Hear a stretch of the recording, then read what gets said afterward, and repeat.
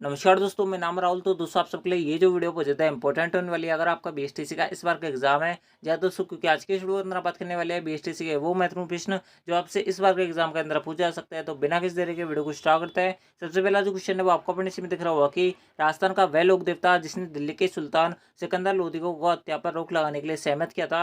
यानी कि आपको यहाँ पर बताना है कि राजस्थान का ऐसा कौन सा लोक देवता था जिसके कहने पर सिकंदर लोधी ने गौ हत्या पर यहाँ पर निषेध लगाया था। आपसे इस क्वेश्चन के अंदर पूछा जा रहा है। बात करें यहाँ पर ऑप्शन की, सबसे पहला ऑप्शन दिया हुआ है वो आपको दिया हुआ है संत जाम्बू जी। उसके अंदर दिया हुआ है आपको अपर बाबू जी। उसके अंदर दिया हुआ है आपको अपर गोगा जी। उसके अंदर दिया हुआ है आपको अपर तेजा जी। तो दोस्तों मैं आपको बता दूं आपका जो यहाँ पर करेक्ट आंसर होगा वो होगा आपका अपर संत जाम्बू जी, यानी कि ऑप्शन जो ए है वो करेक्ट आंसर है। इस बात को ध्यान रखना है दोस्तों। आप जो कमेंट बॉक्स में बताओ कि तेजा जी का जो जन्म हुआ था वो कौन से स्थान पर कौन से स्थल पर हुआ था। आप जो है इसका आंसर हमें कमेंट बॉक्स में बताओ, ठीक है। बढ़ते हैं आपका अगले क्वेश्चन तरफ। अगला जो क्वेश्चन है वो आपको अपने इसमें दिख रहा होगा कि वह स्वतंत्रता सेनानी जिसे हिंदू होते हुए उनकी इच्छा अनुसार दफनाया गया था।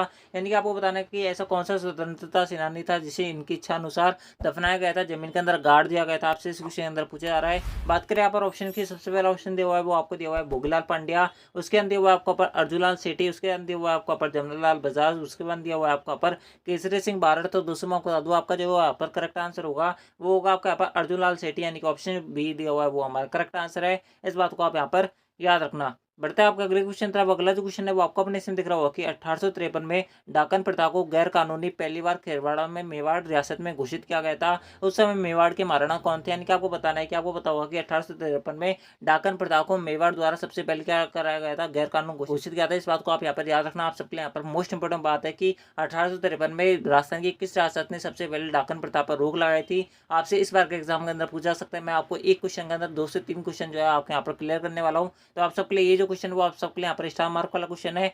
बात करें यहाँ पर डाकन प्रथा को, जैसे मैंने आपको बताया था 1853 में रोक लगाई गई थी इस पर। एंड दोस्तों कौन सी रियासत में लगाई गई थी, मेवाड़ रियासत के अंदर लगाई गई थी। इसके साथ में आप यहाँ पर एक और चीज़ याद रखना कि उस समय जो मेवाड़ के शासक थे वो आपके यहाँ पर स्वरूप सिंह थे। इस बात को ध्यान रखना है। ऑप्शन जो ए दिया हुआ है वो हमारा करेक्ट आंसर है, ठीक है। बढ़ते हैं आपके अगले क्वेश्चन तरफ। एंड दोस्तों अगर आपको वीडियो पसंद आ रही है तो वीडियो को लाइक कर देना, चैनल को सब्सक्राइब जो कर लेना, क्योंकि आप सबके लिए इतनी मेहनत की जा रही है। एंड दोस्तों इसी साथ में आपको बता दूं अगर किसी भी बहन को इसकी पीडीएफ चाहिए हो तो दोस्तों आप जो है टेलीग्राम चैनल को ज्वाइन कर लेना। वहाँ से आपको ये जो पीडीएफ है वो आपको वहाँ मिल जाएगी। जितने भी पेड बैचेस होते हैं उनके अंदर जो आपका यहाँ पर कंटेंट प्रोवाइड करवाया जाता है वो हम आपको यहाँ पर फ्री में प्रोवाइड करवा रहे हैं। तो दोस्तों इसलिए अगर आपको यहाँ पर वीडियो पसंद आ रही है तो वीडियो को लाइक कर देना। एंड दोस्तों चैनल को सब्सक्राइब जो कर लेना, क्योंकि आप सबके लिए यहाँ पर सबसे बेहतर और सबसे अच्छा कंटेंट प्रोवाइड करवाया जा रहा है। इस बात की मेरी गारंटी है, ठीक है।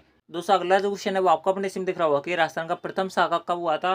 दोस्तों बात करें यहाँ पर शाखा क्या होता है तो दोस्तों मैं आपको बता दूं, जब आपके यहाँ पर जैसे मेवाड़ के अंदर देखा होगा कि जब राजा महाराजा हार जाते थे तो दोस्तों उनकी जो पत्नी आती है, यानी कि जो उनकी रानी होती है, वो वहाँ पर क्या करती है, जौहर करती है। तो दोस्तों जो वहाँ पर जौहर होता है वही वहाँ पर शाखा कहलाता है। इस बात को ध्यान रखना। बात करें यहाँ पर ऑप्शन की तो दोस्तों मैं आपको बता दूं राजस्थान का जो पहला शाखा हुआ था वो आपके यहाँ पर रणथंभौर दुर्ग के अंदर हुआ था, 1301 के अंदर हुआ था। इस बात को ध्यान रखना है। ऑप्शन जो एरिया हुआ है वो करेक्ट आंसर है, ठीक है।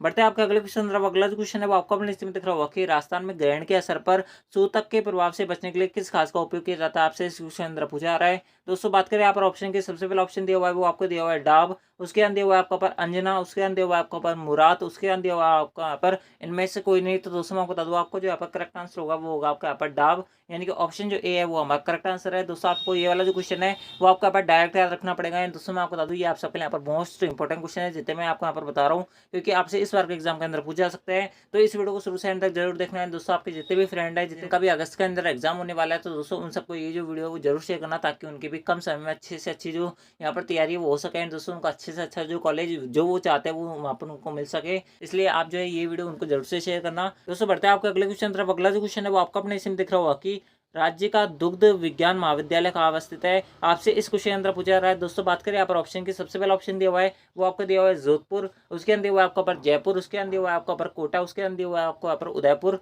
तो दोस्तों मैं आपको बता दूं आपका जो यहाँ पर करेक्ट आंसर होगा वो होगा आपका यहाँ पर जयपुर, यानी कि ऑप्शन जो बी दिया हुआ है जयपुर जो दिया हुआ है वो हमारा करेक्ट आंसर है, ठीक है। बढ़ते हैं आपका अगले क्वेश्चन तरफ। अगला जो क्वेश्चन है वो आपका अपने इसमें दिख रहा होगा कि पंडित जावरमल शर्मा शोध संस्थान कहाँ अवस्थित है। आपसे इस क्वेश्चन अंदर पूछा जा रहा है। दोस्तों बात करें यहाँ पर ऑप्शन की, सबसे पहला ऑप्शन दिया हुआ है वो आपको दिया हुआ है जयपुर। उसके अंदर दिया हुआ है आपका पर बीकानेर। उसके अंदर दिया हुआ है आपका पर जोधपुर। उसके अंदर दिया हुआ है आपका पर उदयपुर। तो दोस्तों मैं आपको बता दूं यहाँ पर करेक्ट आंसर होगा वो होगा आपका यहाँ पर उदयपुर, यानी कि ऑप्शन जो 4 दिया हुआ है, यानी कि ऑप्शन जो डी दिया हुआ है वो हमारा करेक्ट आंसर था। जिन भी भाई बहनों ने यहाँ पर ऑप्शन डी बताया था उन सबका करेक्ट है। एंड दोस्तों आप जो इस वीडियो को एंड में हमें जरूर बताना कि आपके कितने क्वेश्चन से हुए, जिससे आपको अपने लेवल का पता चलेगा कि आपको कितना पता है कितना नहीं पता, ठीक है, बढ़ते हैं आपका अगले क्वेश्चन तरफ। अगला जो क्वेश्चन है वो आपको अपने इसमें दिख रहा होगा कि निम्न में से सही सम्मिलित नहीं है, यानी कि आपको बताना है कि ऐसा कौन सा यहाँ पर ऑप्शन दिया हुआ है जो सही सम्मिलित नहीं है। बात करें यहाँ पर ऑप्शन की, सबसे पहला ऑप्शन दिया हुआ है वो आपको दिया हुआ है रावण हत्या, जो कि आपका यहाँ पर एक तत्ववाद यंत्र होता है, जो कि बिल्कुल करेक्ट है। आपका तत्ववाद यंत्र जो होता है वो आपका यहाँ पर रावण हत्या होता है। सुशीलवाद यंत्र जो होता है वो आपका यहाँ पर अलगोजा होता है, इस बात को भी ध्यान रखना है। बात करें यहाँ पर मृदंग जो होता है वो भी आपका यहाँ पर अनवद होता है। उसके बाद बात करें यहाँ पर खड़ताल जो होता है वो किसी प्रकार से तत्ववाद यंत्र नहीं होता, इस बात को ध्यान रखना। बात करें यहाँ पर खड़ताल जो होता है वो कौन सा वाद्य यंत्र होता है, मैं आपको बता दूं खड़ताल जो है वो आपके यहाँ पर घन वाद्य यंत्र होता है, इस बात को ध्यान रखना। इन चारों वाद्य यंत्र में क्या डिफरेंस है मैंने आपको पहले वाली वीडियोस के अंदर बता रखा है, अगर आपने उनको नहीं देखा है तो उनको देख लेना। आपके कई सारे जो VSTC रिलेटेड जितनी वीडियो हमने आपके यहाँ पर अपलोड कर रखी है, अगर आपने उनको नहीं देखा तो उनको जरूर से देख लेना, ठीक है। बढ़ते हैं आपके अगले क्वेश्चन तरफ। अगला जो क्वेश्चन है वो आपसे बोल रहा है कि बास्केटबॉल को राज्य खेल का दर्जा कब दिया गया था, आपसे इस क्वेश्चन के अंदर पूछा जा रहा है। बात करें यहाँ पर ऑप्शन की तो दोस्तों मैं बता दूं आपका जो यहाँ पर 1948 यानी कि ऑप्शन जो बी होगा वो करेक्ट आंसर होगा।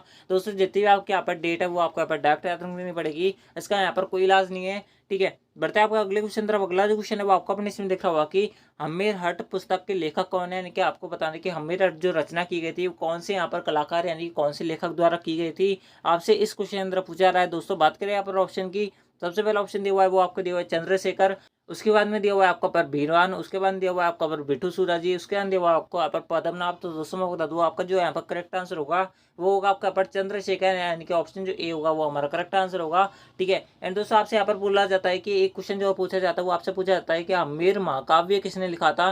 दोस्तों मैं आपको बता दूं हम्मीर महाकाव्य जो है वो आपके यहाँ पर किसके द्वारा लिखा गया था, नयन चंद्र सूर्य द्वारा लिखा गया था, इस बात को भी आप यहाँ पर याद रखना, ठीक है। बढ़ते हैं आपका अगले क्वेश्चन तरफ। अगला जो क्वेश्चन है वो आपको अपने इसमें दिख रहा होगा कि प्राण उत्सर्ग करने वाले वीरों की चारित्रिक विशेषताओं को लेकर लिखा गया राजस्थानी लोक साहित्य क्या कहलाता है, यानी आपको बता रहे हैं कि राजस्थानी भाषा में हम उस साहित्य को क्या कहते हैं जिसमें हम जो है जितने भी आपके यहाँ पर स्वतंत्रता सेनानी होते हैं या फिर कोई भी राजा महाराजा है जिन्होंने अपने प्राणों का उत्सर्ग किया, बलिदान किया है वीरता के लिए, उनको उनकी जो विशेषता होती है, उनके जो करेक्टर होता है, उनके बारे में जो हम लिखते हैं उस साहित्य को क्या कहा जाता है, आपसे इस क्वेश्चन अंदर पूछा जा रहा है। दोस्तों बात करें यहाँ पर ऑप्शन की, सबसे पहला ऑप्शन दिया हुआ है वो आपको दिया हुआ है बेली, उसके अंदर दिया हुआ है आपको पर रासो, उसके अंदर दिया हुआ है आपको पर जैन, उसके बाद दिया हुआ है आपको यहाँ पर कोई नहीं। तो दोस्तों मैं बता दूं आपको जो यहाँ पर करेक्ट आंसर होगा वो होगा आपके यहाँ पर बेली, यानी कि ऑप्शन जो ए दिया हुआ है वो करेक्ट आंसर है। वेली कृष्ण रुक्मणी री जो है वो आपके यहाँ पर एक रचना है। दोस्तों आपको अब हमें कमेंट बॉक्स में बताना है कि वेली कृष्ण रुक्मणी री की जो रचना की गई थी वो कौन से यहाँ पर लेखक द्वारा की गई थी, किसके द्वारा इसकी रचना की गई थी, आप जो इसका आंसर हमें कमेंट बॉक्स में बताओ,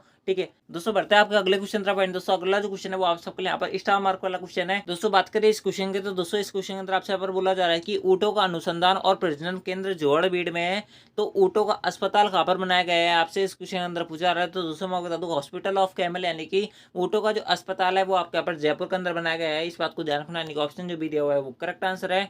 बढ़ता है आपका अगले क्वेश्चन तरफ। अगला जो क्वेश्चन है वो आपसे यहाँ पर बोल रहा है कि नारियल पूर्णिमा या सत्य पूर्णिमा किसे कहते हैं, यानी कि कौन से दिवस के अंदर आती है, कौन सी डेट को आती है, हिंदी महीनों के अकॉर्डिंग, यानी कि हिंदी महीनों के अनुसार आपको यहाँ पर बताना है। दोस्तों बात करें यहाँ पर ऑप्शन की, सबसे पहला ऑप्शन दिया हुआ है वो आपको दिया हुआ है श्रावण पूर्णिमा, उसके बाद दिया हुआ है आपको पर आषाढ़ पूर्णिमा, उसके बाद दिया हुआ है आपको यहाँ पर भाद्रपद पूर्णिमा, उसके बाद दिया हुआ है आपको पर चैत्र पूर्णिमा। तो दोस्तों मैं बता दूं आपकी जो नारियल पूर्णिमा आती है और सत्य पूर्णिमा आती है वो आपके यहाँ पर श्रावण पूर्णिमा को आती है, इस बात को ध्यान रखना, यानी कि ऑप्शन जो ए दिया हुआ है वो करेक्ट आंसर है। बढ़ते हैं आपका अगले क्वेश्चन तरफ। अगला जो क्वेश्चन है वो आपका नीचे में दिख रहा होगा कि चौहान वंश की कुलदेवी, यानी कि आपको बताना है कि चौहान जो वंश था आपका जिसमें पृथ्वीराज चौहान जैसे विद्वान भी हमारे यहाँ पर जन्मे थे, तो दोस्तों उनका जो जन्म था यानी कि उनका जो वंश था, उनकी जो कुलदेवी थी कौन सी देवी थी, तो उसका जो आंसर है वो आपको इस क्वेश्चन के अंदर बताना है। बात करें यहाँ पर ऑप्शन की, सबसे पहला ऑप्शन दिया हुआ है वो आपको दिया हुआ है शाकंभरी देवी, तो दोस्तों शाकंभरी देवी जो है वो ही हमारा करेक्ट आंसर है, आगे में पढ़ने की जरूरत नहीं है। दोस्तों आप जो कमेंट बॉक्स में हमें बताओ कि शाकंभरी जो माता है इनका जो मंदिर है वो कौन से यहाँ पर स्थल के अंदर अवस्थित है, यानी कि कौन से डिस्ट्रिक्ट के अंदर है,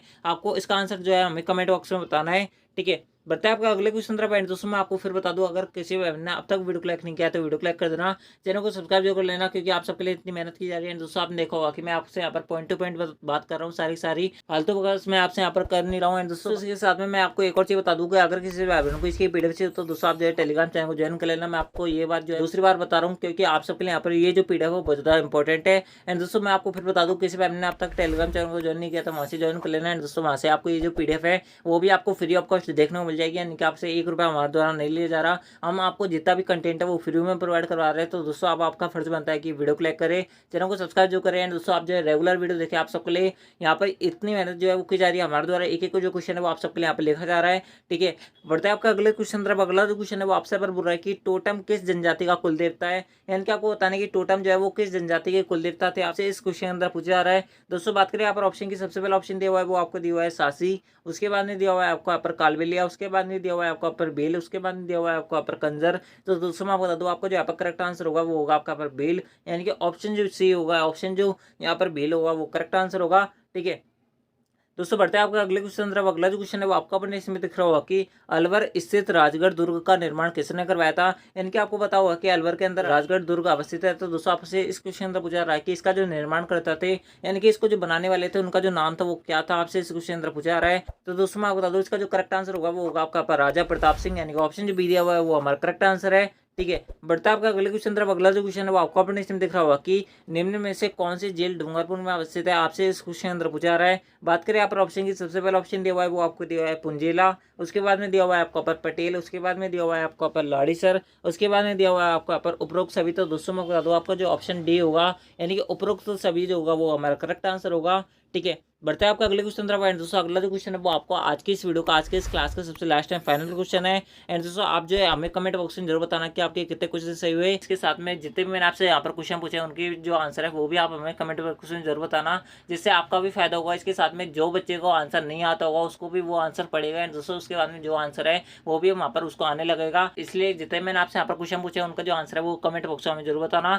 ठीक है, बढ़ते हैं आपके आज की इस क्लास के, आज की इस वीडियो को सबसे लास्ट एंड फाइनल क्वेश्चन तरफ। इस क्वेश्चन अंदर आपसे यहाँ पर बोल रहा है कि सिकराय माता का प्रसिद्ध मंदिर किस जिले में है, यानी कि आपको बताना है कि सिकराय जो माता है इसका जो प्रसिद्ध मंदिर है वो कौन से डिस्ट्रिक्ट के अंदर अवस्थित है। बात करें यहाँ पर ऑप्शन की, सबसे पहला ऑप्शन दिया हुआ है वो आपको दिया हुआ है पाली, उसके बाद में दिया हुआ है आपको यहाँ पर सिरोही, उसके बाद में दिया हुआ है आपको यहाँ पर सीकर, उसके बाद दिया हुआ है आपको यहाँ पर टोंक। तो दोस्तों मैं बता दूं, आपको जो यहाँ पर करेक्ट आंसर होगा वो होगा आपका यहाँ पर सीकर, यानी कि ऑप्शन जो तीसरा होगा यानी कि सीकर जो होगा वो हमारा करेक्ट आंसर होगा। ठीक है, तो दोस्तों इस प्रकार से ये थे आपके यहाँ पर बीएसटीसी के मोस्ट इंपोर्टेंट क्वेश्चन जो आपसे यहाँ पर इस बार के एग्जाम के अंदर पूछा जा सकता है। आई होप आपने इस वीडियो को शुरू से एंड तक देखा होगा। एंड दोस्तों आप जो कमेंट बॉक्स में जरूर बताना कि आपके यहाँ पर कितने क्वेश्चन से हुए, आपको ये क्लास कैसी लगी, इसका फीडबैक आपके लिए क्या है, आप जो कमेंट बॉक्स में जरूर बताना। एंड दोस्तों आई होप आपको वीडियो पसंद आई होगी। अगर वीडियो पसंद आए तो वीडियो को लाइक कर देना, चैनल को सब्सक्राइब जो कर लेना। ठीक है, एंड दोस्तों मैं आपको फिर बता दूं, अगर किसी भाई बहन को इसकी वीडियो चाहिए तो दोस्तों आप जो टेलीग्राम चैनल ज्वाइन कर लेना, वहाँ से आपको ये जो पीडीएफ है वो देखने को मिल जाएगी। ठीक है, आपको यहाँ पर कोई दिक्कत नहीं आने वाली है। तो दोस्तों आज की इस वीडियो के अंदर बस इतना ही, मिलता है आपकी नेक्स्ट बीएसटीसी वाली वीडियो के अंदर। एंड दोस्तों मैं आपको बता दूं, बीएसटीसी की और भी क्लासेज जो है हमारे द्वारा अपलोड कर दी गई है, अगर आपने उनका अभी तक नहीं देखा तो उनको देख लेना जरूर से, ताकि आपके यहाँ पर बीएसटीसी की जो तैयारी वो मजबूत हो सके। एंड दोस्तों आपके यहाँ पर अच्छे नंबर आ सके, आपके यहाँ पर इसके अंदर कोई दिक्कत नहीं आने वाली है। तो दोस्तों आज की इस वीडियो के अंदर बस इतना ही, मिलता है आपकी नेक्स्ट बीएसटीसी वाली वीडियो के अंदर। जब तक ले जय हिंद, जय भारत, जय Hindustan. Thanks for watching, thank you.